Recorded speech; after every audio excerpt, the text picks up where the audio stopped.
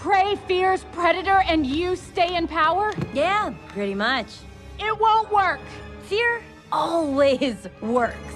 And I'll dart every predator in Zootopia to keep it that way.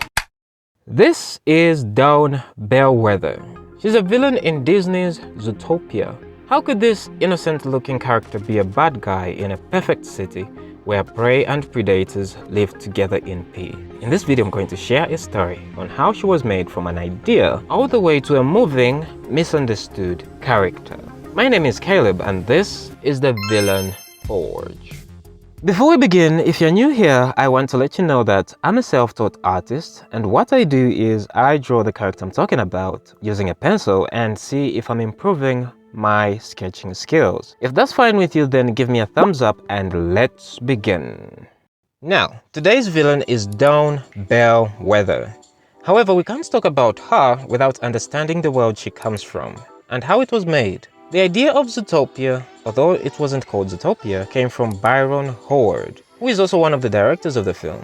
He pitched the idea of a film of anthropomorphic animals which live in a modern world designed by animals to the then Disney's chief of creative, John Lasseter, who loved the idea so much that he lifted Howard in the air like baby Simba, which sounds amazing, but I don't know if it happened, but that's what I read. Now, the film's original concept was originally supposed to be a spy film based on James Bond-esque, with a rabid secret agent named Jack Savage, and the film's title was called Savage City and Savage Sea, which sounds generic and forgettable for a Disney film. That's why the filmmakers were unimpressed with the story, but still had faith in a film of an all-animal city. So, Disney sent the film crew to Kenya, Africa, as well as Disney's Animal Kingdom, on a research trip where they studied various mammal wildlife, while other exotic animals were brought to the studio for further intimate study. So, they assigned Byron Howard, Rich Moore, Jim Reardon, and Jennifer Lee to write the story, and the screenplay was done by Jared Bush and Phil Johnston. Now, the story was tailored to center the relationship between prey and predators, while reflecting modern-day society by having the story serve as a mirror of racism and prejudice. But in this version of the story, predators, despite having evolved, were still generally viewed as a threat and were forced to wear electric shock collars. However, when it came to screening for the team at Pixar, the response was highly negative because the city of Zootopia already had flaws, but adding shock collars to the mix made the film too dark for a fun, family-friendly film. So they dropped the idea and made the story to what we know it today. But did they? Here's the thing. They didn't fully drop the idea. They just repackaged it and gave it to a specific character, and that character is Dawn Bellwether. I'll explain how later. For now, let's look on how the character designed Bellwether.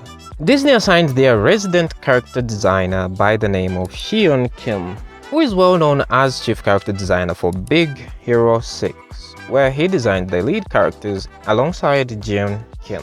For Zootopia, he was assigned to 6 characters, namely Mayor Lionheart, Gazelle, Flash, Bonnie and Stu Hops, and finally Dawn Bellwether, the villain. So when designing Dawn Bellwether, he took inspiration from lambs featured in Make Mine Music, Melody Time, and Lambert the Sheepish Lion, with a lot of fluffy white wool, and hers, the wool on her head, styled in a pom-pom shape, big floppy ears and wolves for feet and hands, which is a typical sheep physique, with a formal wear, which is office-oriented, and big glasses. However, unlike other ships in the movie, he designed her eyes differently. Other ships in the movie had rectangular pupils, but for Bellwether, her eyes were typically round, which were green also. And her voice was done by Jennifer Slate, an American actress and voice actor.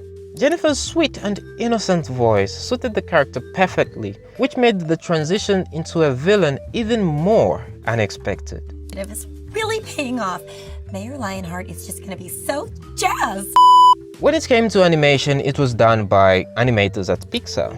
The filmmakers assembled an environments team who were tasked to create the unique spaces the characters roam and inhabit throughout the film. Each area was created to look like it has a sense of history. So they revived the use of hyper-ion rendering system, which mimics real-world geometric complexity and was first used in Big Hero 6. For example, Tundra Town, the district consisting of low-temperature animals such as polar bears, was architecturally influenced by Russia, and Sahara Square was modeled after Las Vegas. Now, for Bellwether's animation, her movement was made to be light on her feet with an expressive body movement, which is highly satisfying to look at. However, it's changed when she finally embraced her villain nature, which became more grounded and slow, and that's deep attention to detail.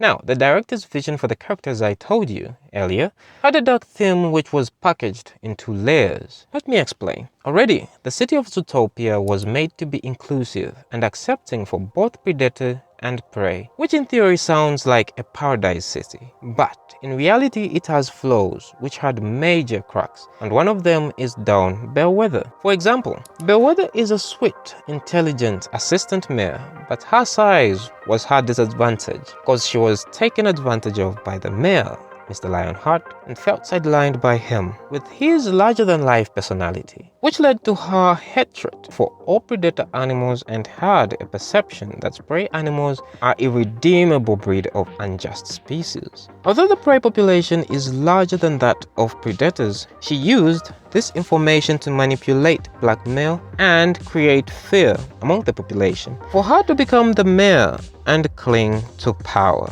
which is much worse than what Mr. Lionheart did to her. Despite being the main villain of the film, some fans sympathizes with her, mainly because of her shy nature and the feeling that the mayor undervalued her. These traits made her the first female character to be a surprise villain of the Disney animated canon.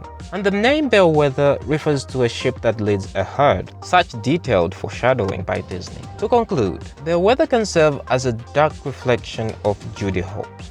Both are prey animals that were looked down, mistreated and bullied by other animals, mostly predators, because of their size and species. Both had jobs to serve and protect the city and strive to climb up the higher ranks. However, unlike Hopps, who put aside her fear of predators for the greater good, Bellwether used her position to secretly operate the Night Howler operation to give predators a bad reputation and attempts to kill anyone who either exposes her plan. So, Bellwether can be an example of what Judy would have become if the latter allowed her fear and resentment to get the best of her. Thanks for watching, and what do you think about the sketch?